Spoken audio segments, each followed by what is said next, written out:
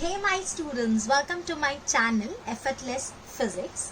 It's been a really long time, almost a gap of about 5 or more than that, 6 months. Actually I have committed you guys कि मैं MHCT के सारे chapters लूँगी, but as you know lockdown हो गया. I was really busy into something, I couldn't give you time and exams के कुछ days भी confirm नहीं थे. Now when I know the dates are there, सो हमारे माइंड में भी क्लियर पिक्चर है कि हमारी एग्जाम कब होगी. So now I feel this is the right time कि अभी आप लोग को पढ़ना चाहिए. तो अब हमारे जो भी रिमेनिंग चैप्टर्स हैं, as I committed I will cover them all. और जहाँ जहाँ मुझे लगेगा कुछ MCQs भी आपके साथ डिस्कस करने चाहिए, even I do that. So now without wasting much of your time we are starting with scalars and vectors. जैसे आप सबको पता है 11th स्टैंडर्ड के टोटल 8 चैप्टर्स हैं, तो उसमें से हमारा 11th स्टैंडर्ड का ये सेकेंड चैप्टर हम आज करने जा रहे हैं. एंड जैसे हमने अभी एग्जाम्स ऑब्जर्व किए हैं जो भी हुए हैं JEE नीट के, एंड इट इज एक्सपेक्टेड कि इस बार का एग्जाम काफ़ी ईजी होगा, but still we have to give our best. This is what we should do. So हम जितनी भी पॉसिबिलिटीज़ हैं जो भी 11th का है, हम बहुत ज़्यादा डिटेल में नहीं करेंगे as it is not required, but जितना बोर्ड्स के लेवल पे है हम उतना ही करेंगे. इट इज नॉट रिक्वायर्ड बहुत ज़्यादा डिटेलिंग करना. तो अब हम स्टार्ट करते हैं. तो सबको पता होगा कि फिजिकल क्वांटिटीज जो होती हैं उसको अपन 2 वेज में क्लासिफाई करते हैं.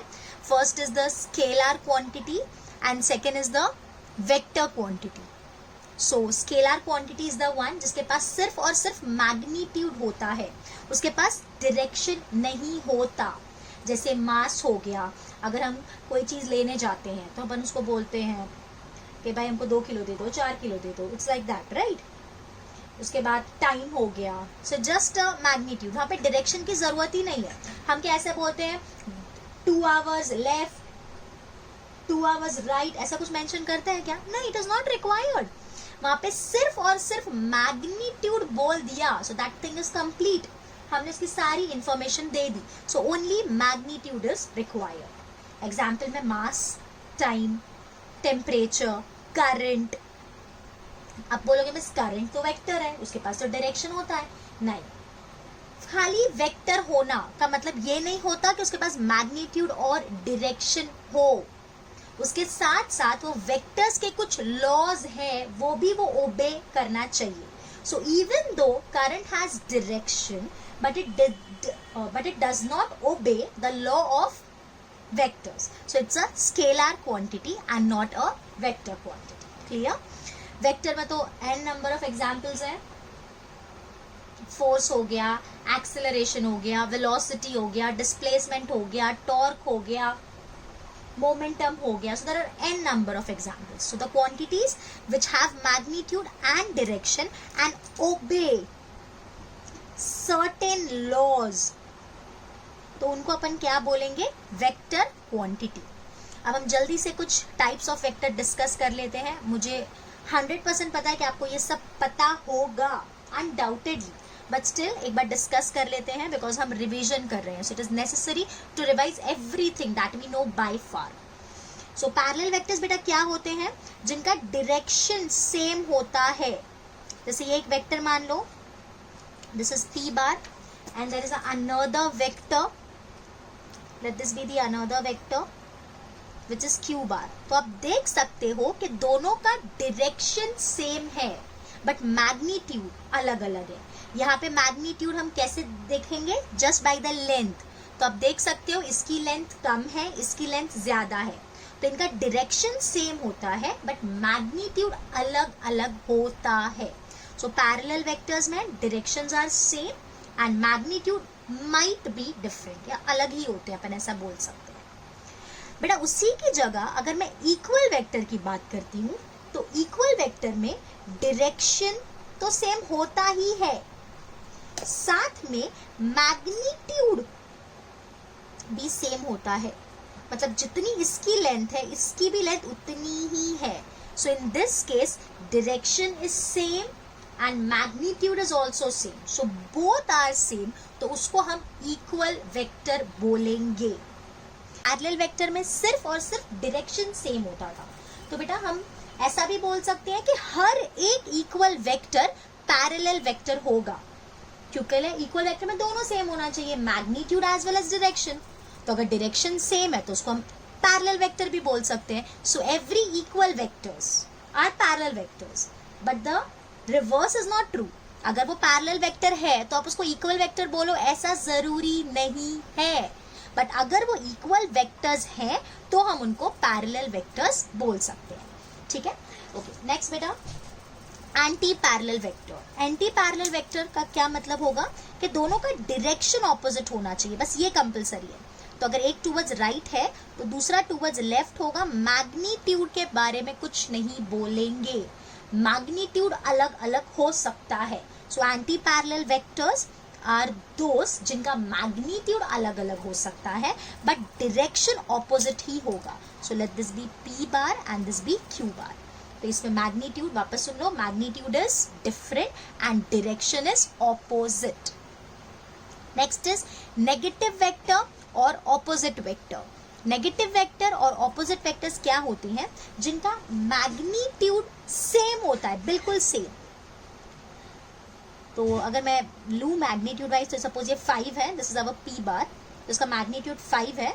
दूसरा कोई वेक्टर है जो इस तरफ पॉइंट कर रहा है विच इज क्यू बार, उसका मैग्नीट्यूड 5 है, डायरेक्शन ऑपोजिट है।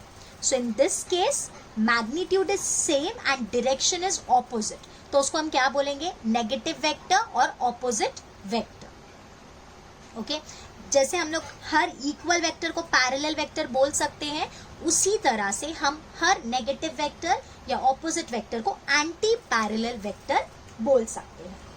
Clear? Okay, next is position vector. Position vector वो होता है बेटा जिसके लिए आपको कोई ना कोई ओरिजिन डिफाइन करनी होती है। जैसे मेरे पास ये एक वेक्टर दिया हुआ है,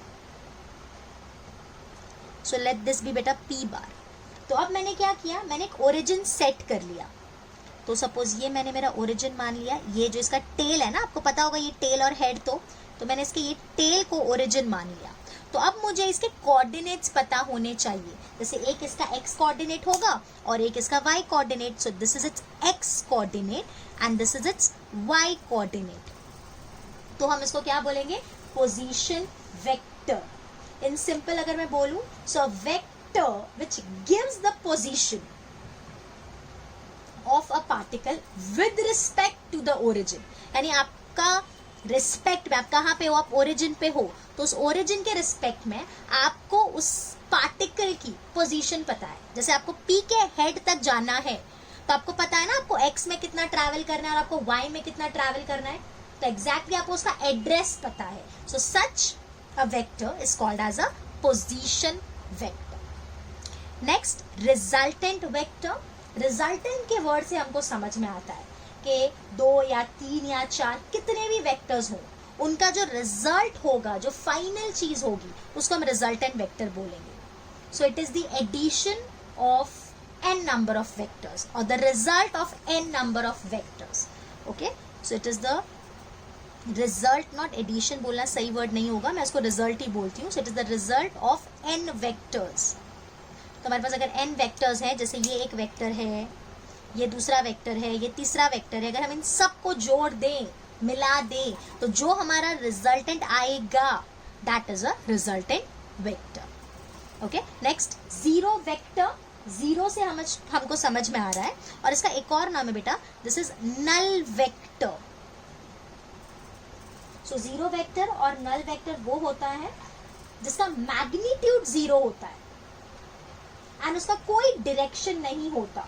it is an arbitrary direction, कुछ भी हो सकता है। जैसे अगर मैं यहाँ खड़ी हूँ, मैंने स्टार्ट ही नहीं किया चलना, अब मैं किस तरफ जाऊंगी आपको वो नहीं पता। I go to the right, I go to the left, I go forward, I'll go backward. So it is just a point. It can go in any direction. So zero vector or null vector is something which has zero magnitude and arbitrary direction. So it is something which has zero magnitude and arbitrary direction. Next, unit vector. Unit vector is something which has only direction. So its magnitude is 1. Magnitude क्या है इसका? 1. It has only direction. तो unit vector को अपन ऐसे denote कर सकते हैं. So let this be n cap. So it is a full vector divided by its magnitude. जैसे मैं आपको एग्जाम्पल के तौर पे समझाती हूँ. सपोज आपको मैंने बोला कि आपको जाना है 30 मीटर ईस्ट, तो मैंने आपको दोनों चीज बता दी. मैंने आपको उसका मैग्नीट्यूड भी बता दिया और डायरेक्शन भी बता दिया. अगर इसी चीज को मैं सिर्फ उसके मैग्नीट्यूड से डिवाइड कर दूं, मतलब 30 मीटर, तो आप देख सकते हो ये मैग्नीट्यूड और ये मैग्नीट्यूड कैंसिल हो गया, तो सिर्फ क्या बचा? सिर्फ डायरेक्शन बचा. तो ये आपको सिर्फ और सिर्फ डायरेक्शन बताता है. उसी तरह से बेटा हम लोगों ने फिक्स करके रखे हैं. जैसे आपको पता है x, y और z हमारे 3 एक्सिस होते हैं. तो x एक्सिस के डायरेक्शन को आप लोग को पता होगा, हम लोग बोलते हैं i कैप. y के डायरेक्शन को अपन बोलते हैं j कैप एंड z के डायरेक्शन को अपन बोलते हैं k कैप. उसी तरह से माइनस x होगा तो हम बोलेंगे माइनस i कैप. अगर माइनस y होगा तो उसको अपन बोलेंगे minus j cap. And negative z axis होगा तो उसको अपन बोलेंगे minus k cap. Clear? Okay. Next बेटा एडिशन ऑफ वेक्टर्स. उसके बाद और भी कुछ वेक्टर्स होते हैं वैसे तो. Coplanar vectors, collinear vectors. Coplanar मतलब जो एक प्लेन में लाई करते हैं. सॉरी. कोलिनियर मतलब जो इन अ लाइन होते हैं, अलोंग अ लाइन, तो उनको कोलिनियर बोलते हैं. सिंपल है, वैसे कुछ पूछते नहीं है तो मैंने वो नहीं लिखा है. ट्रायंगल लॉ क्या होता है बेटा? अभी हम करने वाले हैं एडिशन ऑफ वेक्टर्स. तो वेक्टर एडिशन के 2 लॉज हैं. पहला वाला लॉ है ट्रायंगल लॉ और दूसरा वाला लॉ है पैरेललोग्राम लॉ. ट्रायंगल लॉ क्या बोलता है? अगर आपको 2 वेक्टर्स दिए बेटा, इसे समझना, ये है मेरा वेक्टर p बार और सपोज ये वेक्टर है q बार. इससे अपन 2 ही वेक्टर्स को ऐड कर सकते हैं और आपको बोला है आपको इसको ऐड करना है. तो आप कैसे करोगे? तो बेटा क्या बोला है पहले वो देखना है. सपोज आपको बोला है p बार प्लस q बार. आप उल्टा भी कर सकते हो, q बार प्लस p बार भी कर सकते हो, कुछ बात नहीं, आंसर सेम ही आने वाला है. तो पहले बेटा मैंने क्या किया, मैंने p बार ड्रॉ कर लिया. तो ये मेरा p बार है और उसको मैंने ड्रॉ कर लिया. एक और चीज याद रखो, हम हमारे वेक्टर को एज इट इज कहीं पर भी मूव कर सकते हैं. आप यहाँ यहाँ यहाँ यहाँ कहीं पर भी मूव करो, चलेगा. द कंडीशन इज उसका मैग्नीट्यूड और डायरेक्शन चेंज नहीं होना चाहिए. तो ये होगा बेटा मेरा p बार. इसके सर पे q की पूंछ रख दो, टेल रख दो. ठीक है, तो मैंने ये q की पूंछ लाई और इसके सर पे जाके रख दी. So this is my q bar. तो ये हो गया p बार और ये हो गया मेरा q बार. अब मैंने रिजल्टेंट ड्रॉ करना है. तो ये लॉ क्या बोलता है? Resultant is from the first tail to the second head. मतलब ये मेरा रिजल्ट होगा. So this will be my r bar, that is the resultant which is equal to p bar plus q bar. तो इस तरह से हम draw करते हैं. अब पूछोगे मिस इसका मैग्नीट्यूड, डायरेक्शन कितना है, लेंथ कितनी है, और ये फर्स्ट क्वाड्रेंट में है, बट मिस कितने एंगल पे, ये सब उन्होंने कुछ नहीं बताया. बस तूने इतना ही बताया कि आपको इस तरह से ऐड करना है. तो क्या मिस मैं इससे q बार प्लस p बार भी कर सकता हूँ? हाँ. क्या आंसर सेम आएगा? चेक कर लेते हैं. What's the big thing? तो बेटा अब उल्टा करते हैं. q बार प्लस p बार. तो क्या करना है बेटा, पहले q बार ड्रॉ करते हैं. तो q बार ड्रॉ कर दिया. ये हो गया मेरा q बार. मैंने क्या बोला, लेंथ वेंथ को चेंज नहीं करोगे, एज इट इज रखोगे, कहीं पर भी मूव कर सकते हो. उसके बाद मैंने उसके सर पे जाके क्या रख दिया, p की टेल. तो ये मेरा p हो गया. सो दिस इज माई p बार. अब हम ड्रॉ करेंगे रिजल्टेंट. रिजल्टेंट फर्स्ट के टेल से नेक्स्ट के सेकेंड के हेड तक. सो this is my resultant r bar. So this is q bar plus p बार. क्या आप देख सकते हो ये आंसर दोनों का सेम आ रहा है? हाँ, ये भी वही डायरेक्शन में बता रहा था, ये भी वही डायरेक्शन में बता रहा है. तो हमको यहाँ से क्या पता चलता है, चाहे आप p bar plus q bar करो या आप q bar plus p bar करो, so it obey commutative law. Okay. तो खाली ये कॉम्यूटेटिव लॉ ओबे नहीं करता, ये एसोसिएटिव लॉ भी ओबे करता है. कॉम्यूटेटिव लॉ तो मैंने जस्ट आपको बताया, P bar plus Q bar या Q bar plus P bar दोनों करता है तो उसको कॉम्यूटेटिव लॉ बोलते हैं। अब क्वेश्चन आ रहा होगा मिस एसोसिएटिव लॉ क्या है? स्पेस मैंने कुछ रखी नहीं है तो मैं यहाँ बता देती हूँ बेटा। चाहे मैं ए बार प्लस बी बार प्लस सी बार करूँ या तो फिर मैं ए बार प्लस बी बार प्लस सी बार करूँ, दोनों सेम ही होते हैं। यानी हम ए बी को पहले ऐड कर लें और फिर उन दोनों के रिजल्ट को सी के साथ ऐड करें, या आप बी प्लस सी पहले ऐड कर दें उसको आप ए के साथ ऐड करें। So the answer will be same. So it obey associative law as well. दोनों भी लॉ ओबे करता है। Okay, next moving ahead is the parallelogram law. अब पैरेललोग्राम लॉ की जरूरत क्यों पड़ी? बिकॉज बेटा यहां से हमको उन्होंने बता दो दिया कि ये रिजल्टेंट होगा, बट इसका मैग्नीट्यूड और डायरेक्शन के बारे में उन्होंने कुछ नहीं बोला। So it was the need of the hour कि आपको डायरेक्शन और मैग्नीट्यूड भी पता हो। So there is another law, parallelogram law. इसमें क्या हुआ बेटा, ऊपर वाले को मैं ऐड करके आपको बताती हूँ। तो सपोज ये हमारा पी बार है, मैं थोड़ा बड़ा ले रही हूँ इस बार, यानी दूसरे वेक्टर्स हैं, यही वही वेक्टर्स नहीं है। ये है मेरा पी बार और एक दूसरा वेक्टर है क्यू बार जो उसी डायरेक्शन में है, तो वो मैंने यहाँ ड्रॉ कर दिया। सो this is my Q bar. I am sure ये आपको पता होगा। तो इन दोनों के बीच में कुछ तो एंगल है, let this angle be theta.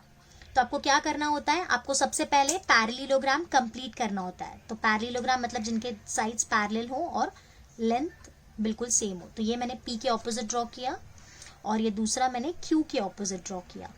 So this is the parallelogram is complete and उन्होंने बोला the resultant is from the tail to the opposite end, opposite diagonal.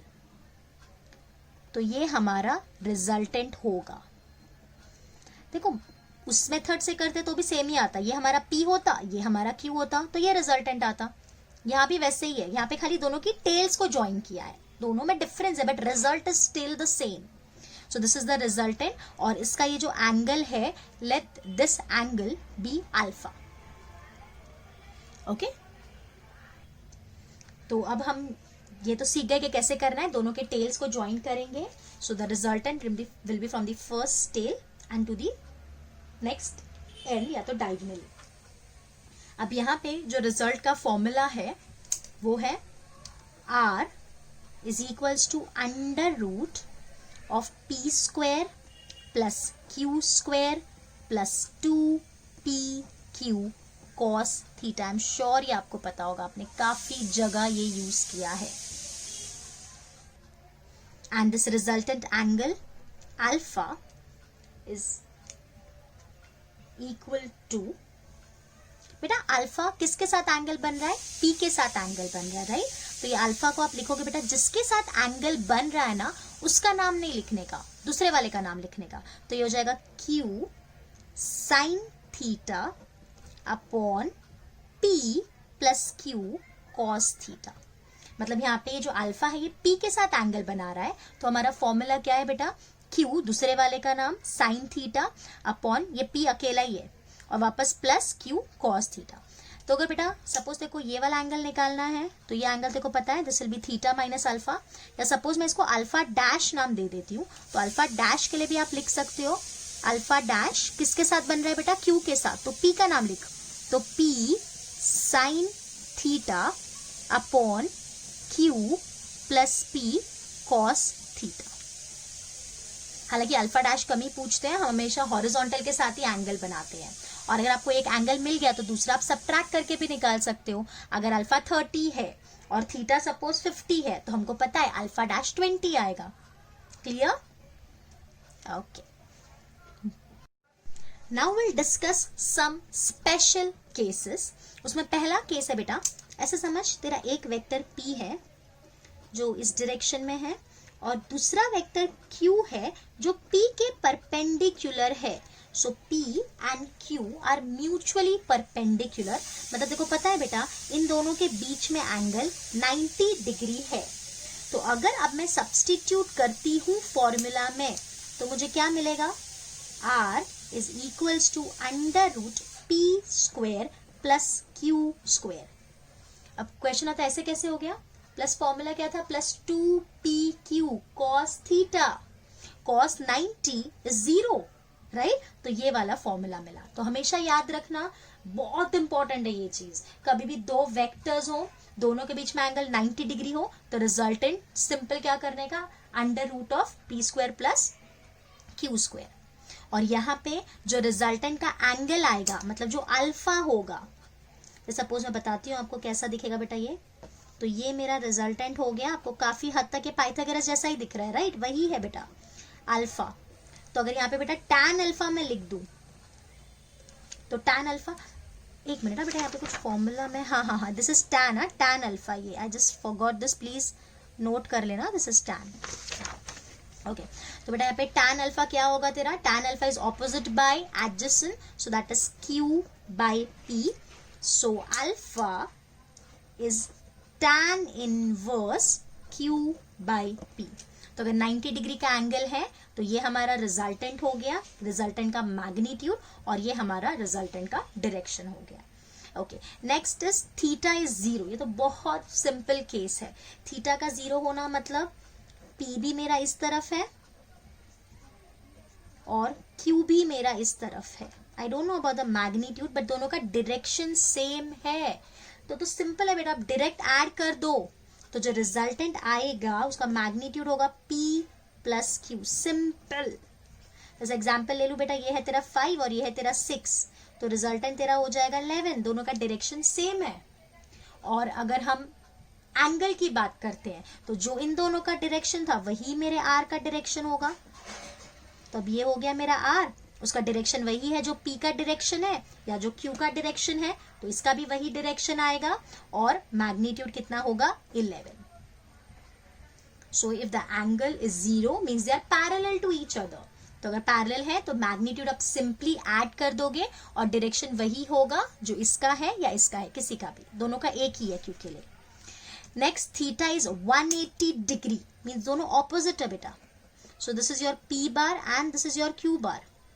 मान ले बेटा this P bar is suppose 5 and this Q bar is suppose 3, तो जो resultant होगा उनको subtract कर दे, मतलब P माइनस Q, ऑपोजिट है तो P इस तरफ, Q इस तरफ, सो the resultant is P minus Q। जरूरी नहीं हमेशा P माइनस Q होगा, it can be Q minus P also, depend करता है किसका मैग्नीट्यूड ज्यादा है। यहाँ पे P का मैग्नीट्यूड ज्यादा है इसलिए मैंने P माइनस Q किया, तो रिजल्टेंट का मैग्नीट्यूड होगा 2, दैट इज 5 माइनस 3, और डायरेक्शन किसके जैसा होगा, जिसका मैग्नीट्यूड ज्यादा है।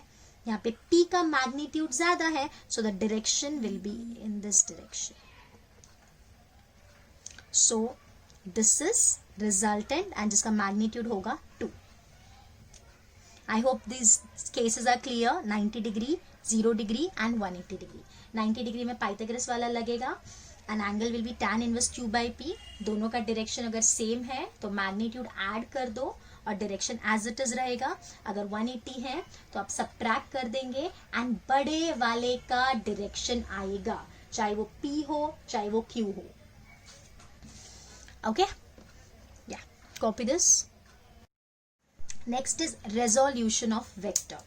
ये काफी इंपॉर्टेंट है, आई होप आपको आता ही होगा, अभी आपने पूरे 12th एग्जाम दे दिए है तो, बट स्टिल मैं एक बार बता देती हूँ। सपोज बेटा ये कोई एक वेक्टर है इस तरफ, मान लीजिए R है, और सपोज देखो दिया है इसका x एक्सिस के साथ एंगल थीटा है, ठीक है? तो हमेशा याद रख जिसके साथ थीटा चिपक के होता है, यहाँ पे देखो दिख रहा है ये R के जो थीटा है किसके साथ चिपक के, ये R वाला किसके चिपक रहा है, ये हॉरिजॉन्टल के साथ चिपक रहा है ना, तो ये वाला तेरा कंपोनेंट क्या हो जाएगा बेटा, R cos थीटा, और जो दूसरा परपेंडिकुलर वाला है ये वाला, ये कंपोनेंट हो जाएगा तेरा R sin theta. So this component is R cos theta and this component is R sin theta. अगर मैं इसको वेक्टर में लिखने जाऊं तो हम इसको ऐसे लिखेंगे, R bar is equal to R cos theta. कौन से डायरेक्शन में है, it is in the x axis, तो इसको लिखेंगे x एक्सिस में भी देखो दिख रहा है पॉजिटिव में है, तो I cap plus R sin theta j cap, because positive j में है, समझा? So R bar is equal to, ये उसका पूरा वेक्टर फॉर्म में अपन ने इसको लिखा, R cos theta I cap plus R sin theta j cap. इसको मैं कुछ एग्जाम्पल के साथ कराती हूँ तो आपको ज्यादा समझेगा। चलो एक दूसरा वेक्टर लेते हैं.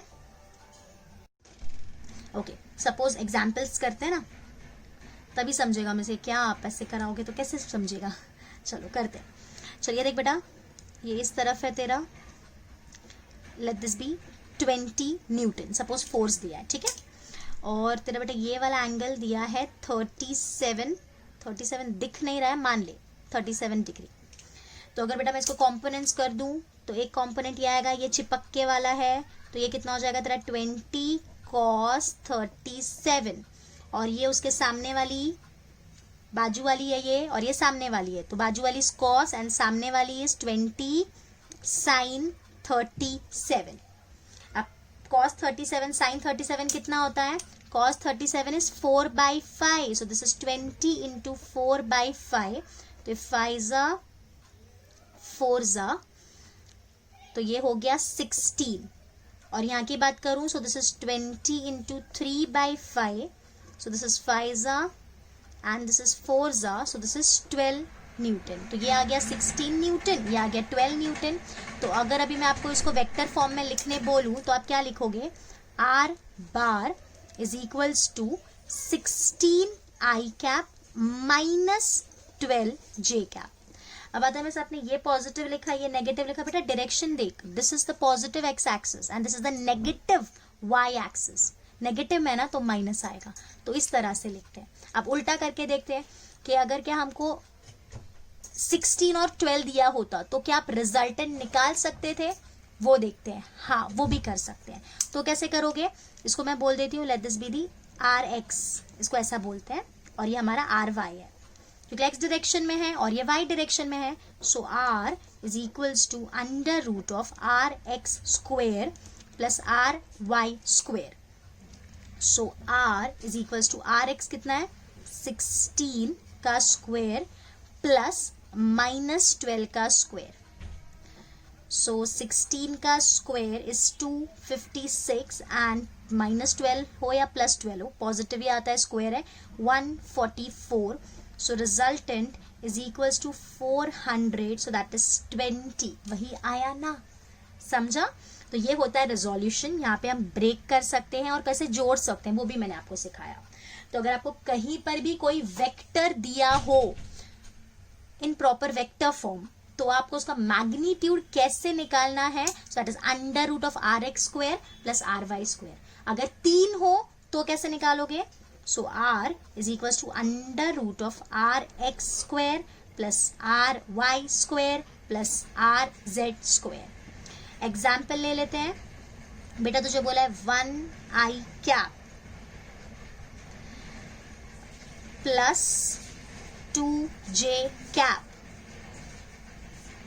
प्लस 2 के कैप, और तुझे रिजल्टेंट का मैग्नीट्यूड निकालने बोला. तो क्या करेंगे हम लोग, स्क्वायर कर देंगे, यानी 1 का स्क्वायर इज 1 प्लस 2 का स्क्वायर इज 4 प्लस 2 का square is 4. So 8 plus 1 is root 9. So this will give me 3. तो इस तरह से मैग्नीट्यूड निकालते हैं. क्लियर. और हाँ बेटा, यहाँ पे ये एंगल थीटा भी निकालने का तरीका होता है. ये जो थीटा, जैसे आर कॉस थीटा है ना, इसको अपन ने आर एक्स बोल दिया और इसको अपन ने आर वाई बोल दिया.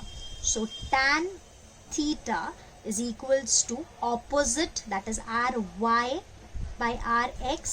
So theta is tan inverse of ry by rx. So this is it in resolution of vectors. So that's it for today's. I'll put all the lectures as quick as possible, and don't forget to subscribe and like and share it with your friends as much as possible. Thank you. Bye bye. Take care.